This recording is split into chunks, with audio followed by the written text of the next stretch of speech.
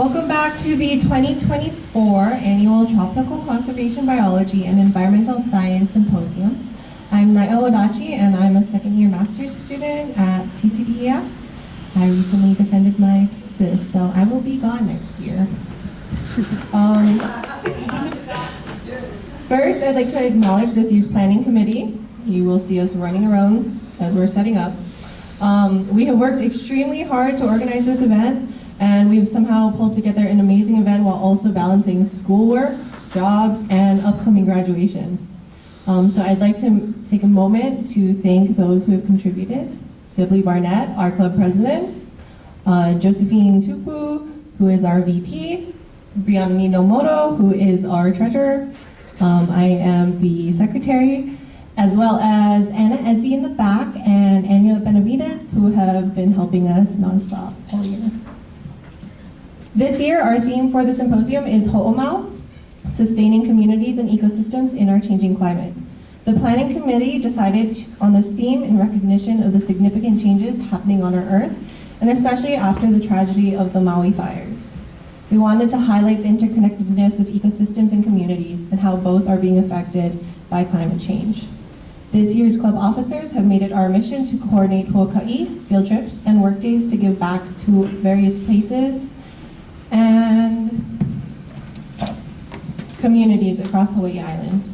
We also wanted to provide a chance for our first-year cohort, especially those who are not from here, to develop a sense of place and deepen their connection between one another, as well as the land we are living and conducting our research on. Someone who's greatly involved in the cultural environmental community here in Hawaii is our keynote speaker for today. It is my great pleasure to be able to introduce Drew Kapp. He currently resides in the uplands of Puna and is the assistant professor of geography at Hawaii Community College. He's also part of the Unukupu Kupu Hula Ohana and helped to coordinate and execute the Kipaipai opening ceremony we had yesterday morning. We asked Drew to be our keynote speaker this year because he is so deeply rooted in the UH community and goes above and beyond to provide amazing opportunities for students to go out and learn about places on Hawaii Island. He's been a part of amazing efforts and is often the one planning events rather than being highlighted in them, so we wanted him to speak as our keynote speaker. He's actually part of the Lahonua Earth Day event that's coming up in a couple weeks, so you guys can check that out. I think people got emails about that. With that being said, please give a warm welcome to Drew Kapp.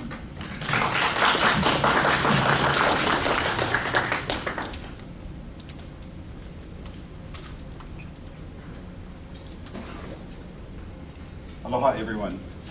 Aloha, everyone. Aloha. My name's Drew. Thank you, Naia, for those kind words, and I'm happy to be here with you folks. So I guess what I'm gonna, I'll be like, I really like to be like perfectly honest and transparent and have no hidden agendas. Do you guys like that kind of thing?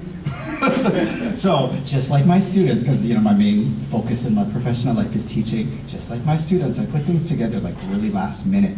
And including this presentation that you'll see, and I'm like, I don't know, I was like, what should I do? Should I just speak? Should I engage you guys? So I'm gonna do that, so get ready. And then, should I show some images? Should I show words? So anyway, what you folks are gonna have the chance to see is what I put together. It's really focused on imagery. And I was thinking, so I actually honestly have been thinking about this, what I might share as a keynote.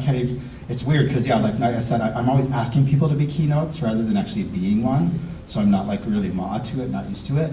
But I do think that I was wondering, so thinking about your folks' theme and the amazing work that you folks do, because even though I haven't had the chance to be here to listen to your presentations, and I won't be able to do it either today too, I did check out the titles and the abstracts of the work that you folks do, and it's like the most important work that's being done in the world, so congratulations. I really, really support that. But I was thinking like ho'omau, that word, that's like the key word of you guys, the title of the symposium, and I was thinking, what does that mean? I just kind of like makubalud, or like took that word apart and just thought about all the different meanings of the word mau.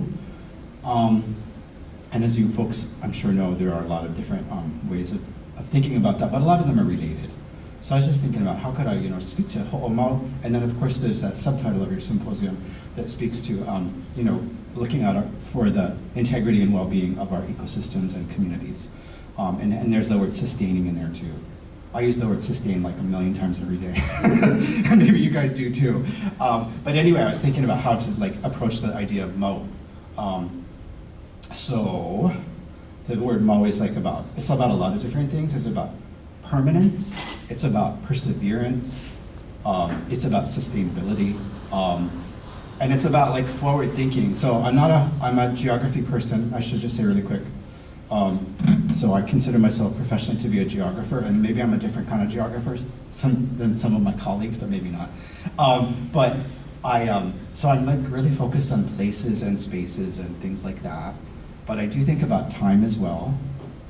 So I was thinking, the word ho'omau or mau refers to there's a big time element in there. Anyway, that guided my how I would put this together. So I'm just being like open with you guys, saying it. That was my thought process. And I,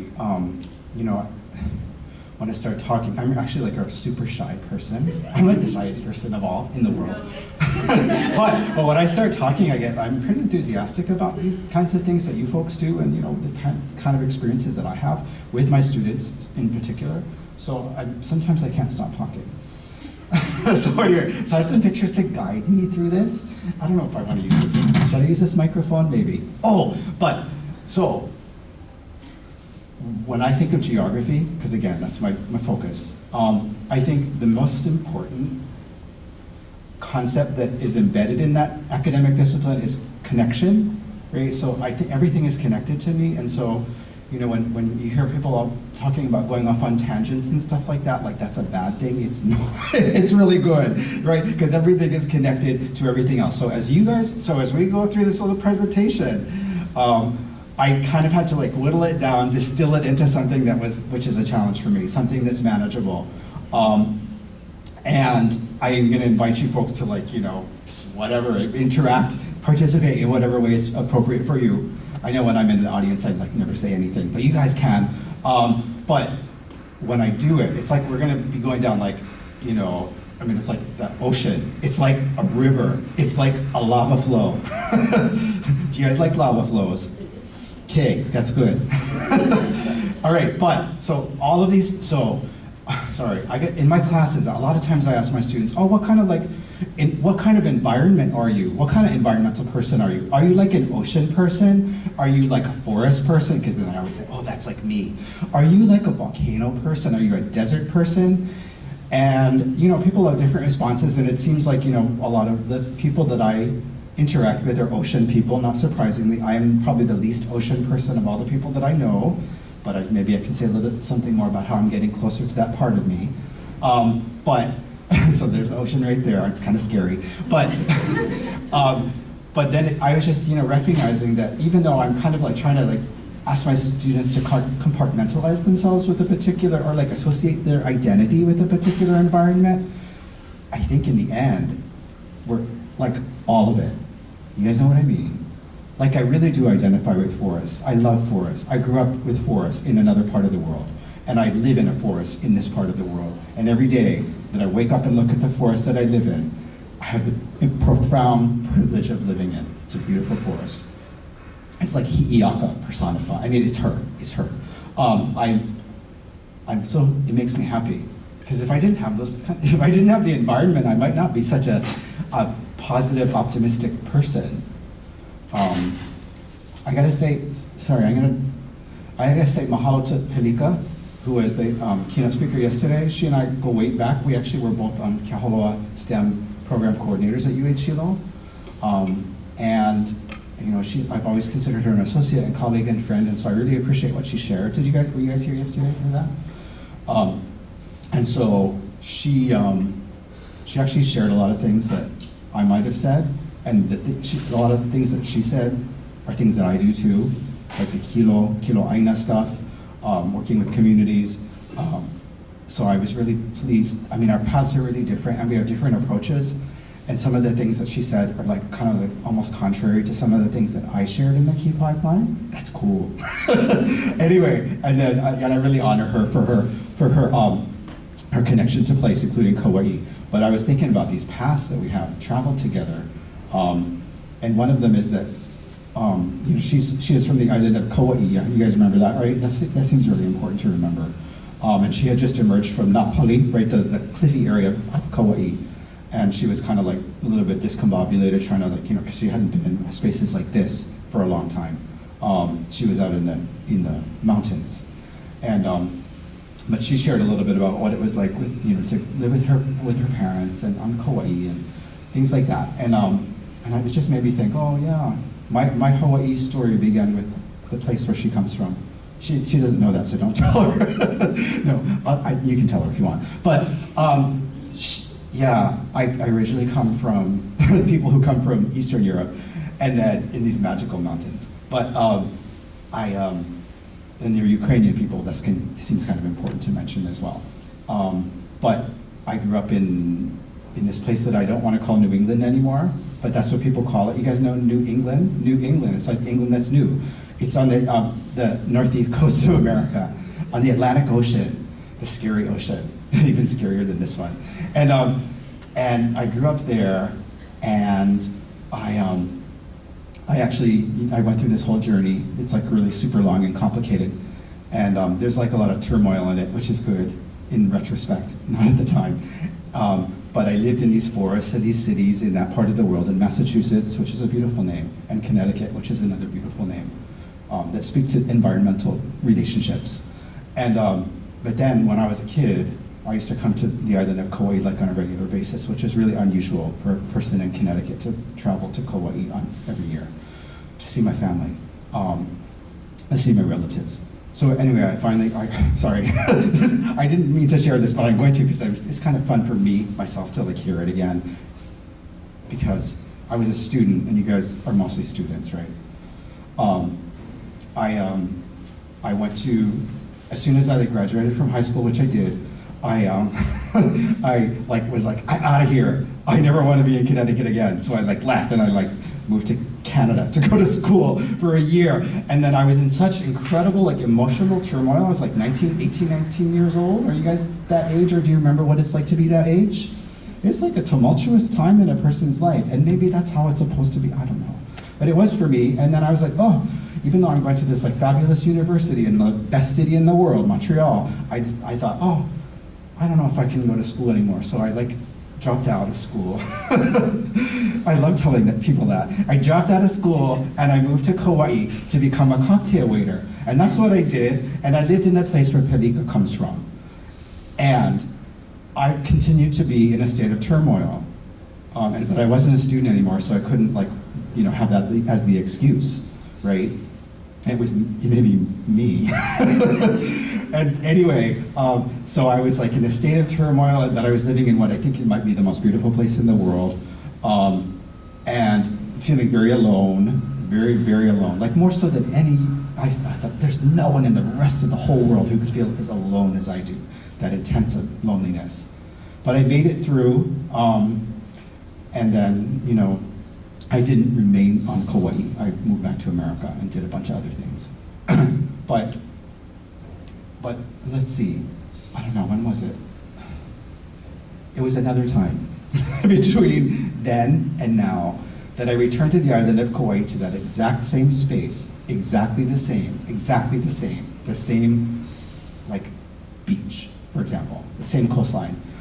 But I was with a group of people, which actually includes some of the people that you guys, if you were at the Kipaikwa yesterday, right, those kukuana, the hula people, some of those same people, because I belong to this academic hula cohort. And so we actually we went to the island of Kauai, and I was with all of those people, and I actually discovered something, that I wasn't alone, at all. I felt like the opposite of loneliness. I felt like I had, and it wasn't even people, I had more, there's no reason to be alone in the world if you're aware of the environment. You know what I mean? So I had this, it was a profound awakening. And it was many, at least 10 years later, I was grown up, kind of, sort of, which it's never gonna happen to me. But I was a different person, and I had a different experience, and I had that revelation that there's no reason to be lonely if you're part of the environment. You know what I mean? So anyway, so I just wanted to honor Pelika for like, sharing a little bit about her story. That's just a tiny part of it, but her Kauai origins, that island in that space affected me too in the most profound way. I don't have anything new to share with you guys. All I'm going to say is like, let's get connected to the environment and let's figure out how to remember. Let's remember stuff. I asked my students today, like one day we might talk about things in a geography of Hawaii class at Hawaii Community College. Like maybe I might throw out like a few like generational, traditional, indigenous Hawaiian place names. Like, oh, what is the, do you guys know that Hawaii Kai has the name Maunalua or something like that, and it's kind of important to know. And then the next class I'll ask my students, do you remember the traditional name for Hawaii Kai? And like, no one will. So I'm like, we gotta figure out ways to remember stuff, right? And so that goes back to that timepiece, right? The idea of like a continuum. Anyway, I better stop talking. But yeah, this is it. This is what I feel qualified to share with you folks about. So that's Kumukahi. That seems like a good place to start. You guys, did you ever spend time at Kumukahi? The place where the sun first rises in this part of the world? If you don't, you should. You totally should. Right. That's where the sun first rises in Puna. Everything is followed from now on, for the rest of the time that I'm going to be with you guys, is about Puna. You guys know Puna? Get ready. All right. How do I switch the slide? There's a little remote up on the podium. Oh, yeah. It should be there. Like that. Oh, not that. Let's do that to two.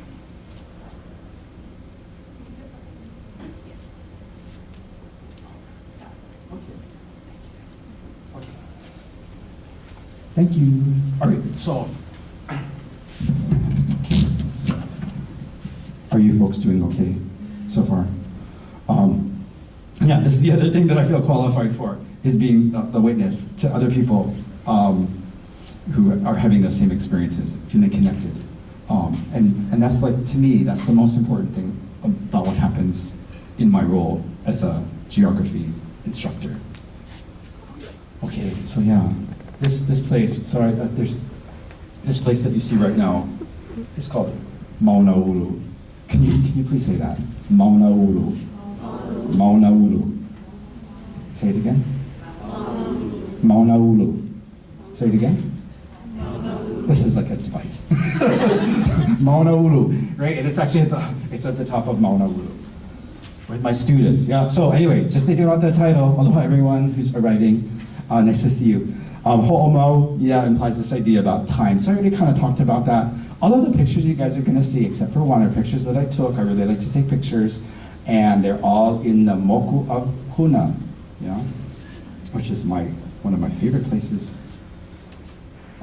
Yeah, so this is the thing. I'm just going to go through these really fast because this is what I said at the outset, right? I'm thinking about time, right? When you think about sustainability or sustaining something, perseverance, permanence even, or ensuring that there's going to be something in the future, right? You got to be like thinking about the present, but also you got to look back too. So that's kind of the remembering part, remembering. Thinking about ways to remember stuff, and finding ways that trigger that remembering, express that remembering to take us forward to ho'omau. So I'm actually like really bad about, I think that I'm really not into the past personally. Like I don't, concern myself too much with what happened before. And I'm really bad at history or remembering dates, and that's not, of course that's not history, but I always, when I teach my world regional geography classes, I'm just like, let's talk about what's happening in the world now, and you guys can figure out why, what factors were present in the past that made it so. Anyway, but I feel like I'm forward thinking, but I'm acknowledging that we got to remember stuff too, right? Especially in this context of our relationship with sustaining our communities and ecosystems too.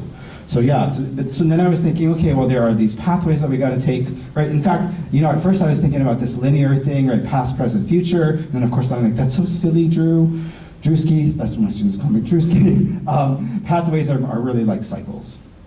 So that's really important to remember. And you know what, dear Pelika, she reminded us so much about cycles yesterday, right? Including Kaulana Mahina, right? The Hawaiian moon calendar, the practice of kilo, seasonality, all of those things, cycles are like, it's key. A path is a cycle, right? So pathways are the cycles that strengthen our ability to remember because they take us back and back and back Mauna Ulu, Mauna Ulu, Mauna Ulu. And remember this. So anyway, I just wanted to share that. This is, I gotta say something about some of these pictures. They're actually, I kind of thought that I had like where they were on the bottom, but I don't see it, but it's okay. But I can tell you, this is in Kapoho. This is a way of honoring this place. These are some of my students, and maybe you guys even recognize some of these people. It's possible. But some of my students making a lei out of kupu kupu to honor this place. And it's new. The black sand that they're on is new. You know what I mean by new? And then this is also at Kumukahi at sunrise, being attentive to those forces that balance and complement and move in cycles. Yeah, I think this is like, you guys are probably like, yeah, this is how I already think, so. Anyway, but this, right, so this is the only picture I did not take, but in this short presentation, but just being fully present. So the place in Kapoho that you guys just saw where the students were making a layout of kupu kupu to like offer as a ho'okupu to that place, to that new landscape that's really ancient. This happened just down the road, right? I don't know if you guys can see, but this must have been like a drone shot with a body of water whose name is Waiapele. That's how I learned the name. I know other people have another name for it, but I won't say it today. But it relates to a color, but that's all I'm going to say. Waiapele, right? It's really important that we know that body of water that is like transforming into rock right there before your eyes is known as Waiapele. Yeah? It makes sense. It makes total sense that would be liquid, right? That is impacted by lava that turns to rock. That's how it is now. Yeah? That's amazing. It's an amazing process, and it's really super important that we remember that place. So, when would this be? What is the month? April. So in March 2018, because I take my students on huaka'i, right? Those excursions, land engagements, and on a regular basis for my geography classes. And so we went to this place because we always do at Waiapele, and we did it in such a way that it was appropriate. We were invited. We entered that space in a proper way, and learned about like mo'olalosa stories that are associated with that place. Learned some important place names, honored it. When we were actually on the top of Pu'ukapoho, which is the pu'u that this is on, we did something really powerful. I'll say something about that later, so keep that in mind. Remind me if I forget to say it, the thing that you don't know. So, Waiapele, we visited that body of water. We walked down to the shoreline, and we were just there. And I don't know. Do you guys feel distracted sometimes? Are you like prone to distraction? Me too. I struggle with that. But I was really trying my best to do this, to be fully present, which is what Pelika shared too, and then you guys already practice it, I'm sure. You guys are probably experts at being present. But yeah, so I was with a group of students. Hopefully it's not any of you guys right here, but a group of students, and most of the students were a little bit distracted, and they just like left and went back up to the top of the pulley above the lake. But 3 of us remained there, and we were just like standing at the lakeside. And then we saw something, which was like movement on the surface of the water, and it started from the far side of this crater lake, and it moved towards us in this really like methodical, gradual, kind of spooky kind of way, and it came closer and closer and closer, and then as it approached the shoreline where we were standing, just watching it in amazement, it just stopped. So anyway, I just wanted to share that observation. And then we were like, what was that? What could that have been? Wow, it was really interesting. And then we thought about it for a long time, and just the 3 of us, because everyone else was like distracted and they weren't being present or attentive, right? They were just doing something else. We just thought about that and how like profound that, but mysterious that might have been for us. And then just like less than a couple months later, that lake became lava. So I'm like, oh, on so many levels, that was really important because we've experienced something that we still don't know exactly what it is, but a lot of us feel like we know probably what it was. And then, I mean, not a lot of us, just the 3 of us. And then also I was just like, this is so important. This is so important that we like go outside, we like drag our people outside. Do you guys feel like you sometimes needs to be dragged? Dragging is good in this case, yeah? We drag our students outside so they can like go to places like this that are gonna transform. They are destined to transform. If they have a name of like Waya Pele, they are gonna change, right? You know what I mean? And so it's just, if we wanna have like that authentic, direct engagement with our special places, we have to like be there and be present. Like all the students who never got to go there, I'm so sorry for them. They can go there now and it's different and it's just as beautiful, but it's different, especially on this island. But no, everywhere. Because humans are, as you guys know, as you guys are the experts, right? You know that humans have this incredible impact on our landscapes, right? It's not just because of volcanic activity that things change, right? It's mostly because of us. Okay, so we are still in Puna, like for the rest of this little talk. And here, I'm just thinking about volcanic stuff. Everything is connected to me. Like when I think about volcanic activity, I think about like a chant that maybe you guys know, or maybe I know, I mean, I do know it, that we've learned in my hula practice that relates to this kai that is called Malama. Malama named after this coastal area of Puna. People call this place by a different name that I'm not gonna say, so yay.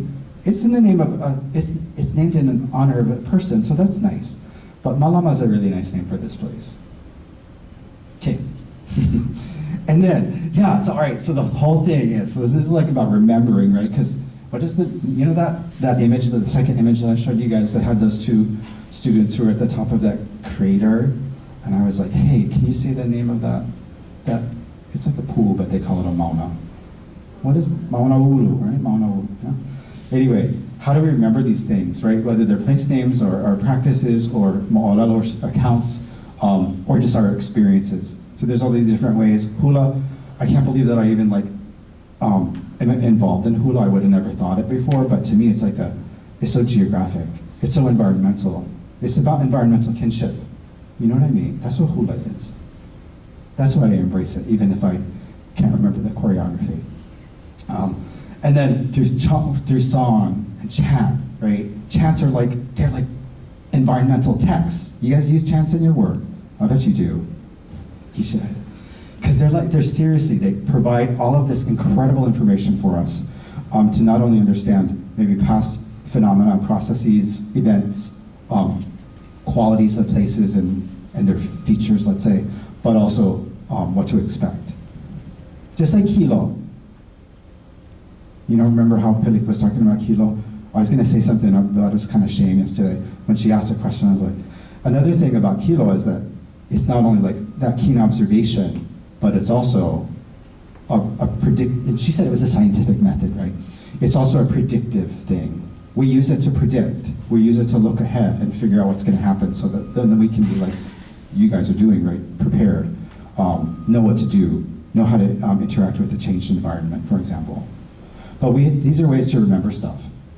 These are ways to remember things through motions, through sounds, yeah, songs and chants. This is Kiahia Laka. Kiahia Laka, I wish the word were there, but it's good it's not. Kiahia Laka, this carries a different name. People call these places different names too, and I'm not gonna say them either, sorry. But this is in Puna, it's kind of a famous place. Do you guys recognize that? Don't say the name that has a number associated with it. If you're like, what is he even talking about? That's cool. Anyway, it's a relatively new land feature, and so when new land features form, this formed in 2018. You know, there's got to be a name bestowed upon it, and like there's this whole process, like, well, who's gonna give the name, and what should it honor, and how should it be? I actually know quite a bit about that process because I was kind of part of it. I suggested a name for that pool together with a couple other people. It wasn't accepted, but you know, I attended meetings about giving that new pu'u a name. This is in Kiahia Laka. Kiahia Laka, right? When you hear that word ahi, in a place like Puna, you might be like, oh, maybe it refers to like volcanic fire. You know? So maybe that's like a clue about how to interact with that particular space. Fire.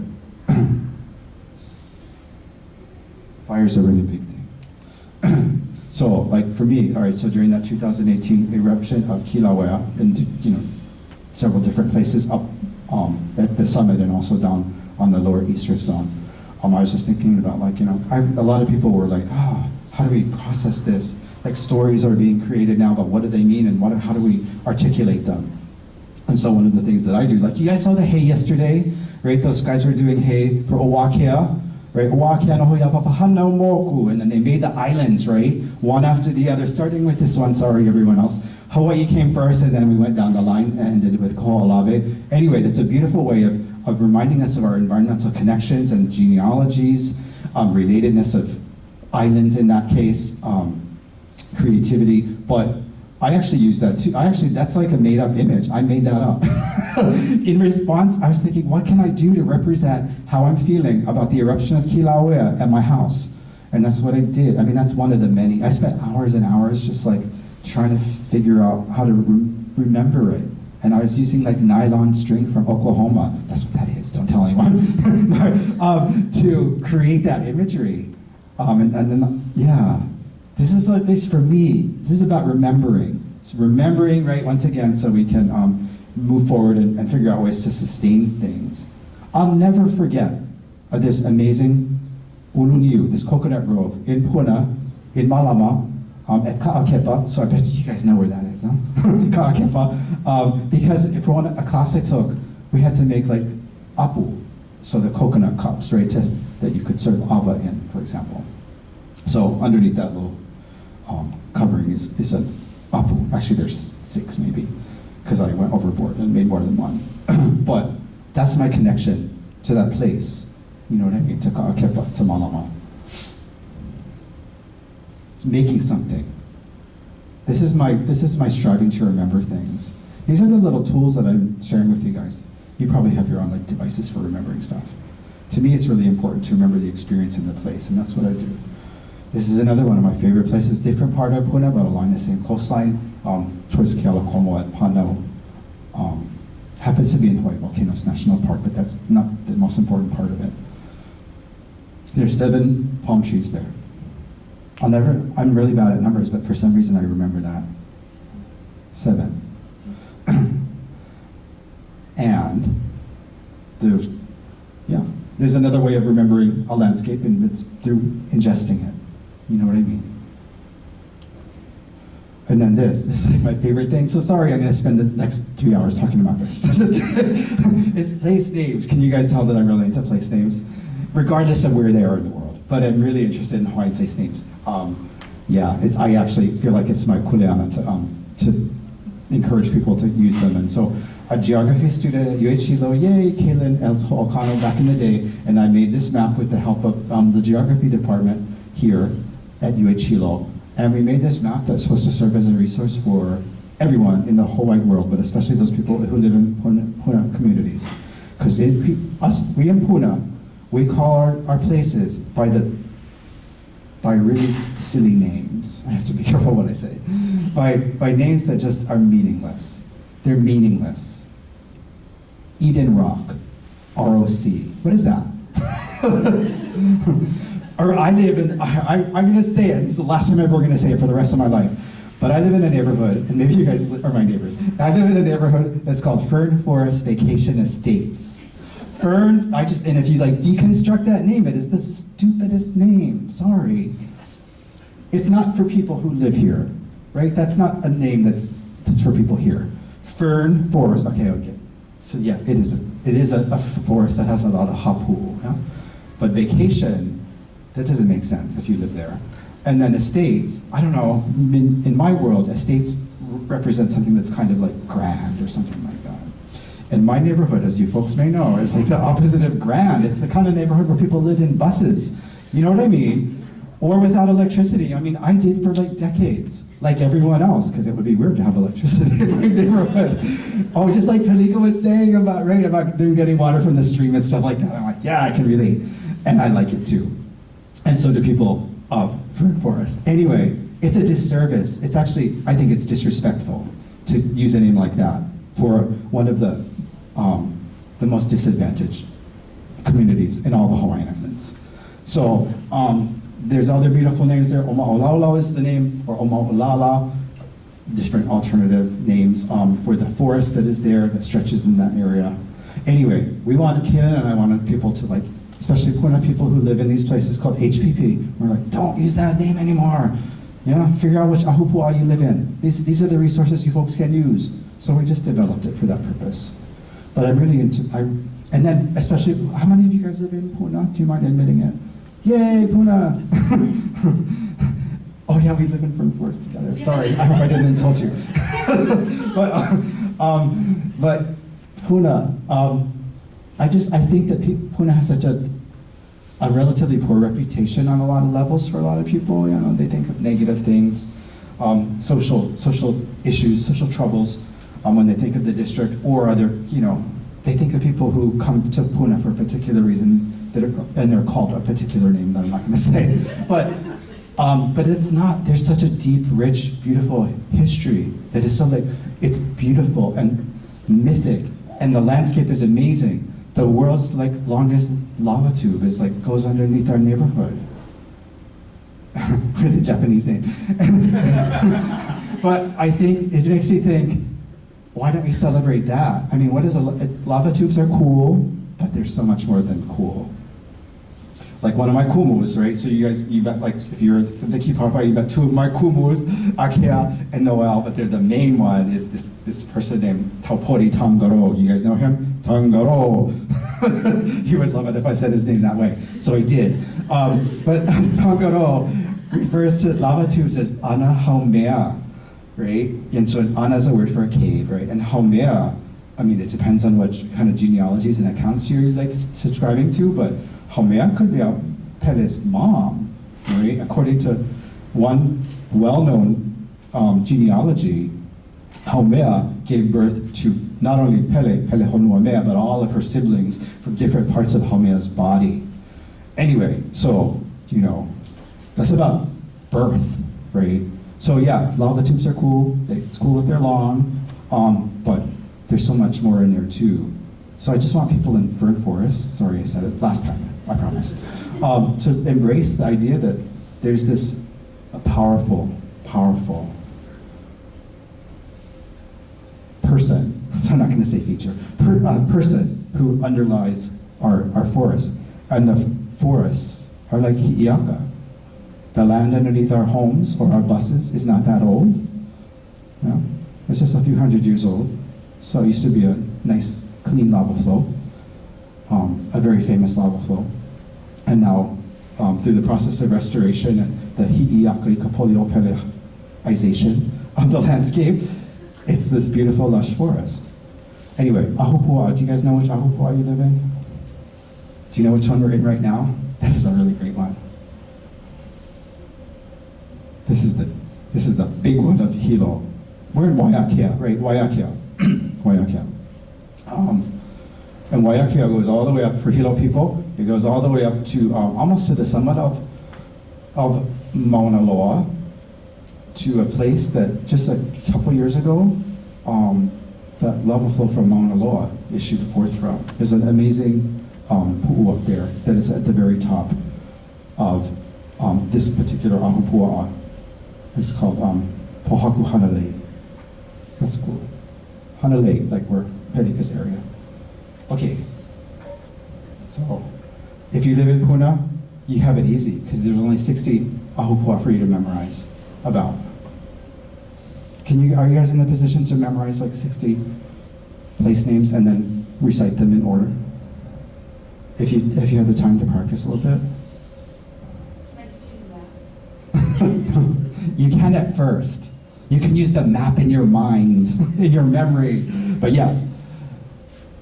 Do you think it's, and then, so seriously, I mean, like, so I did that. Like, this is like, oh, I want to learn all the Ahupua, so I'm actually in the position to, like, remember them all. I haven't done it for, like, a little while, but when we were on the top of Pu'ukopoho, above Waiapele, I had my students, like, we looked, like, across that landscape, as far as we could see, from one end of Puna to the other. We couldn't really see that much. But we named each Ahupua, like, in sequence. That was beautiful. That was beautiful. And then, for me, I was like, I feel like I have this responsibility to remember, because maybe not everyone remembers all these names. Maybe I should be at least like some kind of repository person to remember certain names. So I was like, okay, I'll like memorize all the Ahupua Puna, might as well do Hilo. and then Ka'u, because I love Ka'u, and then Kona, and then Hamakua, and then Kohala. And that's like 500 something. But I remembered them. And then I was like, oh, well, there's other Hawaiian islands too. so Kauai, Oahu, and Molokai, and Lanai, and Kohala has a different situation. And then Maui. Maui's like kind of hard, actually. But I was like, I don't know, this was a couple of years ago, but I was like, I feel like I like learned them all and remember them. Can you guys do that? I was like, it's kind of weird, but it's good. So maybe if you guys recognize in yourselves the things that you guys can remember, so that if anyone ever needs to tap into that important knowledge, because that's what I just shared, I think is really important. They can ask you, and then you can teach them how to be that person to also remember at least the ahupua of their moku, of their district. Okay? So by the end of this talk, you guys can memorize all of the ahupua of Hilo. Are you guys hanging in there? Oh, okay. These are, all right, these are three, the names are three, these are like, I really love to hang out in this space. These are three ahupua names, Kealakomo, Kahui, and Apua, and then there's one next door that I really love too. But I was just here the other day, so like on Sunday, this is Sunday, yeah. I was here on Sunday, I do this crazy stuff where I sit at a computer, like at my laptop, like for 10 hours straight without like getting up. Do you guys do that kind of stuff too? It's really bad for us. But I do it, and I do it like almost every day. And then at the end of Sunday, I'm like, I can't do this anymore, even though I have so much stuff to do. Like I'm supposed to prepare a keynote speech, and I can't do it. So instead of preparing a keynote speech, I actually went to the place where I thought, oh, I could get inspiration. Seriously. And so I went to this place at the end of the day, which is like not always a good idea, but I do it all the time by myself, like with no one else around for miles. Don't do it, but it's kind of fun to do it. And I went to this place, which is at the top of where these three ahupua meet, and just went to a place I actually had never walked in before, and that's the landscape. All I need to do is just like look at a picture like that, and I feel like everything's gonna be okay. For like everyone, not just me, but you guys do. So, do you think this is kind of weird what I'm sharing? Okay, and then those are the names of kauhale, or like old little settlements, homesteads that are in that area. They're not there in the same sense anymore. Not just because people abandoned them, but because they're not above the surface of the lava anymore. So that's really important just to remember those kinds of things too. When I was there, I was thinking, hey, there's this place called Hole, right? This is still about remembering. Hole, right? There's this beautiful song. You know that song? It's beautiful. If not, you should learn it. It's a beautiful song, and it's actually called Hole. And Hole is a lot of different things. There's a pu'u on Mauna Kea that carries the name Hole that's just below Kanakaleo Nui, which is like the most beautiful pu'u in the world. Everything is the most beautiful in the world in my mind. But Hole is the name of this pali, and I really like to spend a lot of time there. When I go there, I think, oh, Hole is also that beautiful native plant. It's one of do you guys know that plant? It's one of my favorite trees, I guess. The flowers have a beautiful, beautiful smell. And I think of connections, Mauna Kea, Kilauea, and then I think Hole is also like a mom. So there's a story. You guys know the story where Hole is the mom. You guys know that story? So Hole is the mom. She's a cliff, a pali, and she's like really, really long, and she's in Ka'u and Puna. And then right on the other side, it's hard to see, but there's a pu'u over there, beyond that Ohialehua, and his name is Kapu Kapu, and he's the dad. So there's a mom and a dad, yeah.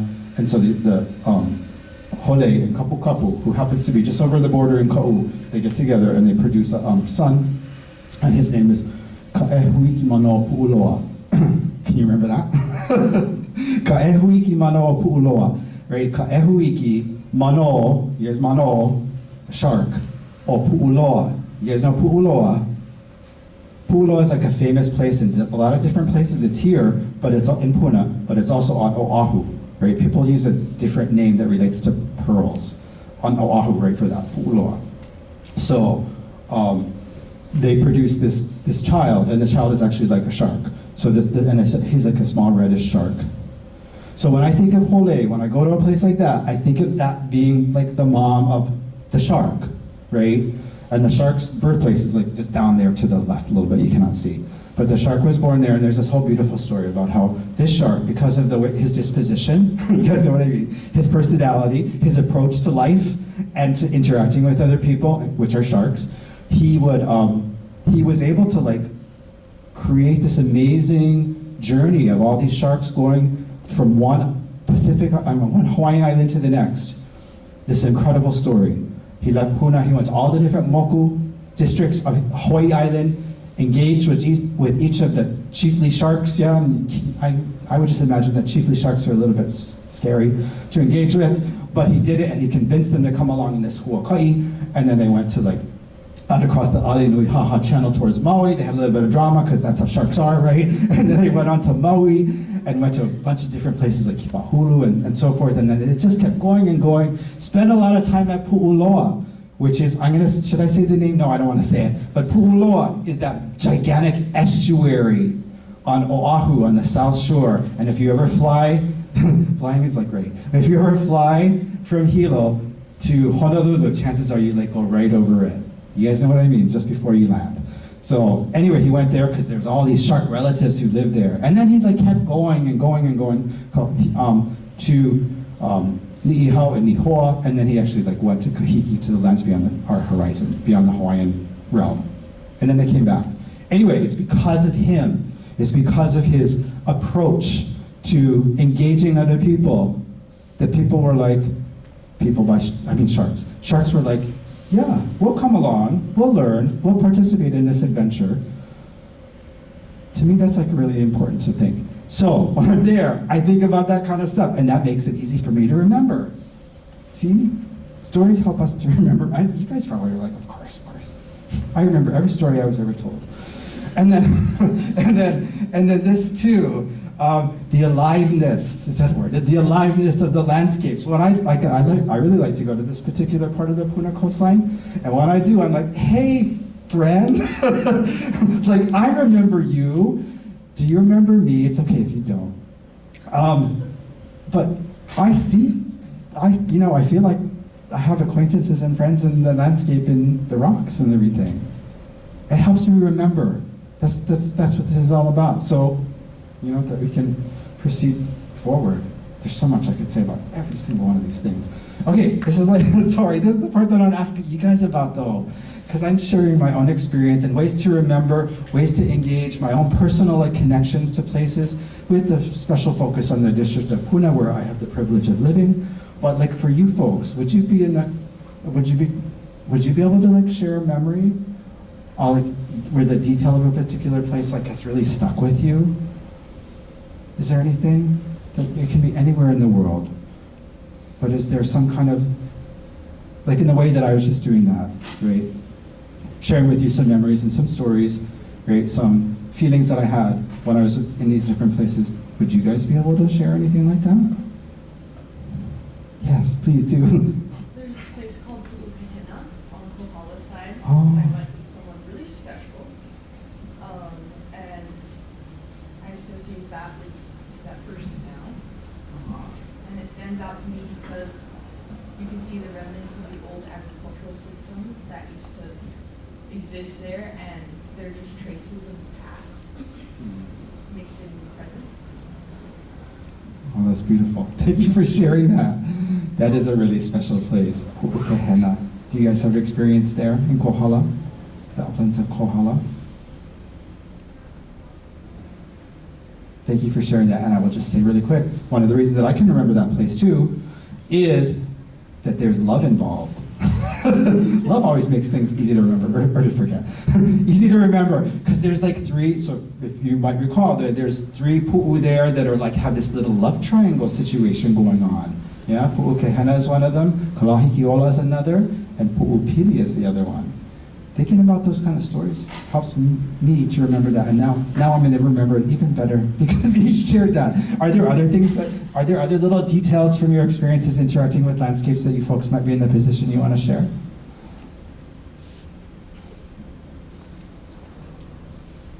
No, you're just like me then. If I'm in the audience, I would never say anything.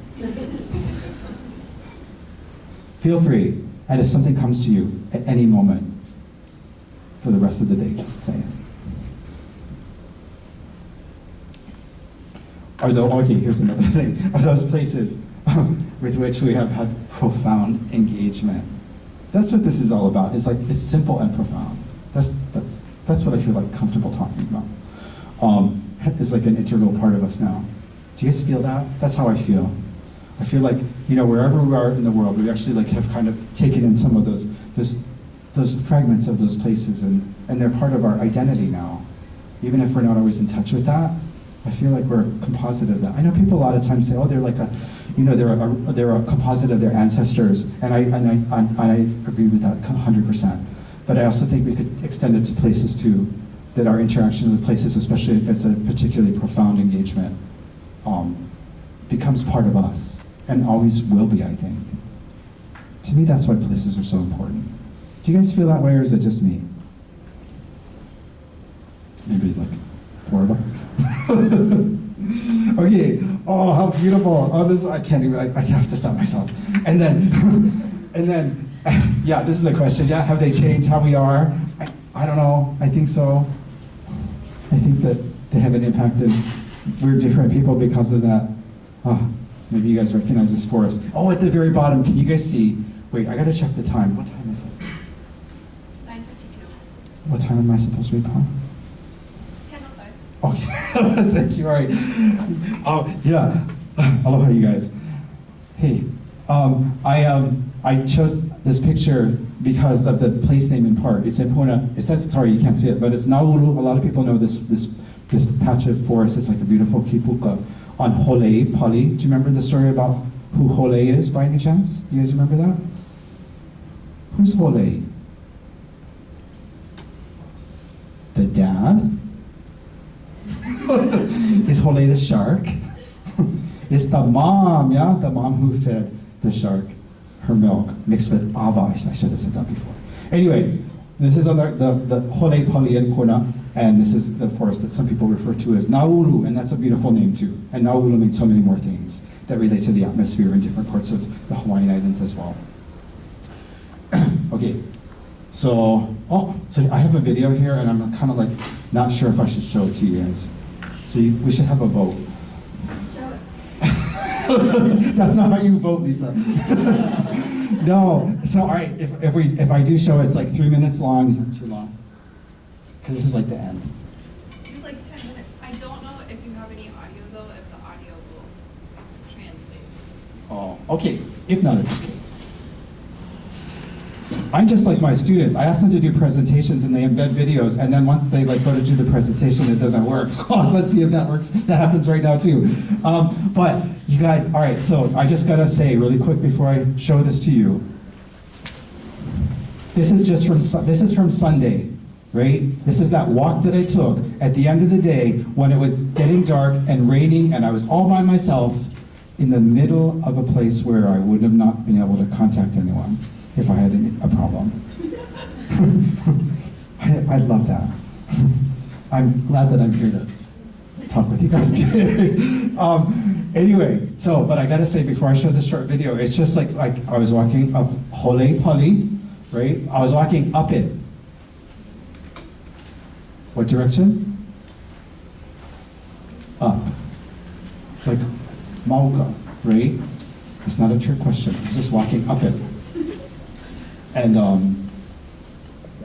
I came across a lot of, like, every single detail in the landscape is like, gets my attention, and I'm like obsessed with it. Are you guys like that too?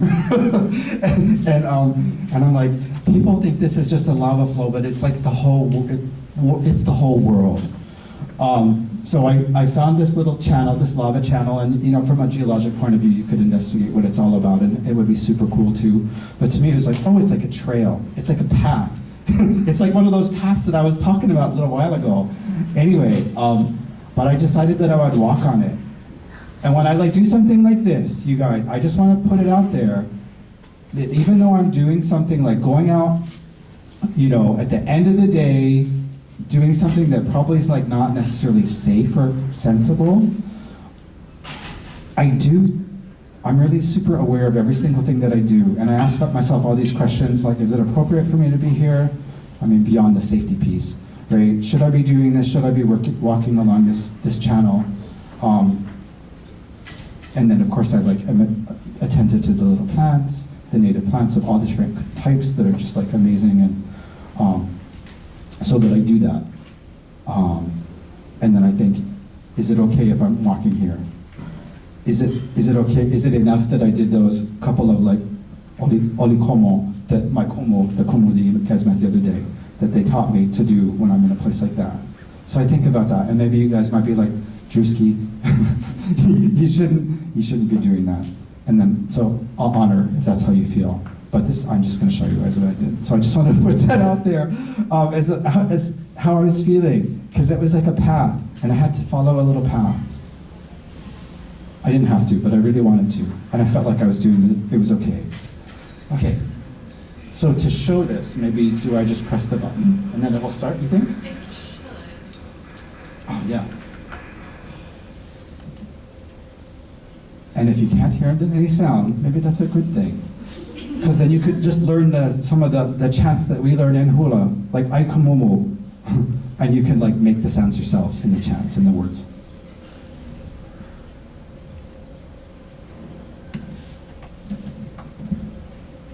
It's just going to go on and on.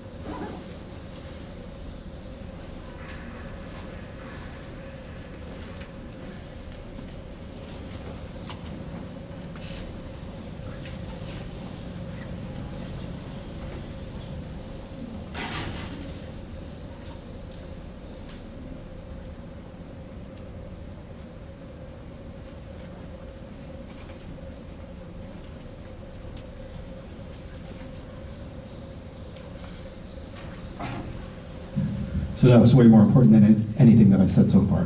Thank you for watching it. But so yeah, there you go.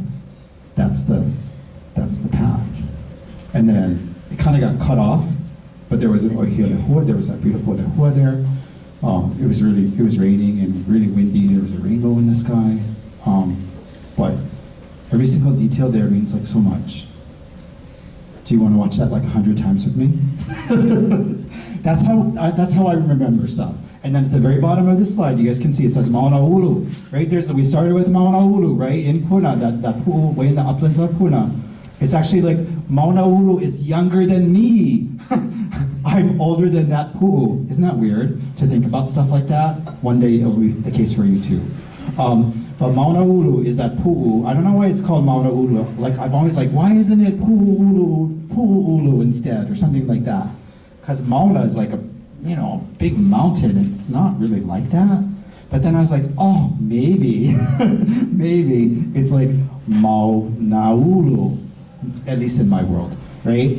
And ulu is like about growth. It's growth. It's like groves of trees, but it's about growth. And Mau, as we established at the beginning of this like crazy presentation, is about, you know, perpetuation, preservation, all of those ideas about sustaining something, making something permanent. Yeah. Anyway, this is the same lava flow. I just had that recollection, that realization like last night. Yeah. So this is it. Ho'omau. That's the sun setting. Kanihualari setting. As I was in that particular area. And then it's kind of cut off down there, but it says Eola Makoa Mauloala. Eola Makoa Mauloa. Right? It's a common refrain from the end of chants that just says, you know, Ola is life, right?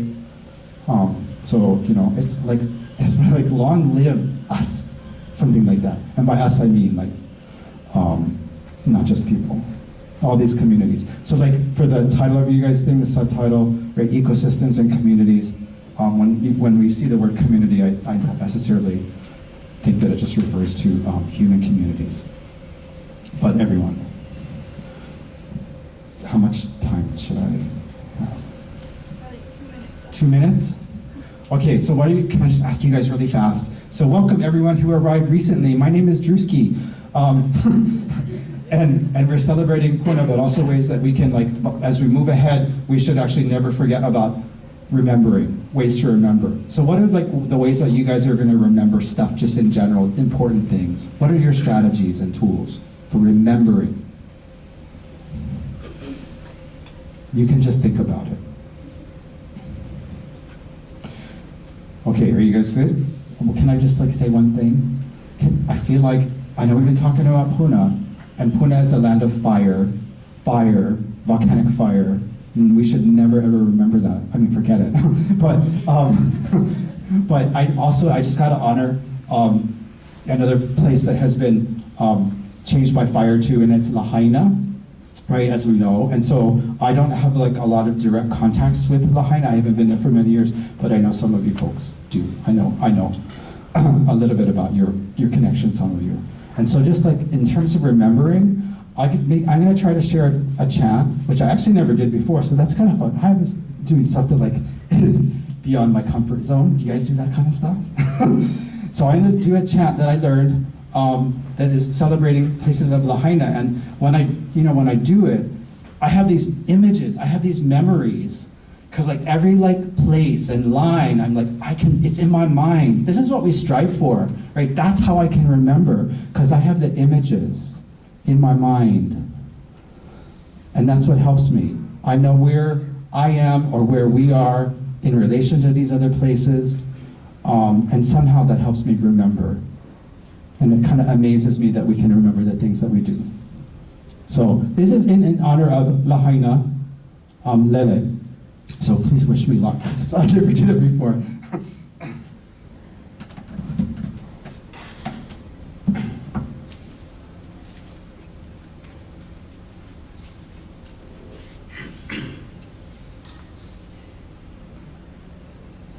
He aloha no, he aloha la, aloha e na Hawaii. Mai Hawaii nui o ke awe la, I ke anenene honi I hau. E ia ha'i o Maui la, pu ia I ke ala loke lani. A hela ni nui o Lahaina la, ta hela I ho ka halabai. Vai Maui ka ui ke la, I ta vai ta uli o ke ahu. Una hu mara I ka maala, na puno ia ke awai ki. Ai ki apua ia wai neela, I ta hele o na kini I motu. Wanaya me aloha pau olela. Wanani olele ua kaulana e. He melelo lele. Go like this. Okay, sorry, I have to go. Because you guys have to do stuff. But thank you so much. Thank you so much for being here. And I don't know, hopefully that like resonated with you guys in some way. Yeah? These are our friends. Do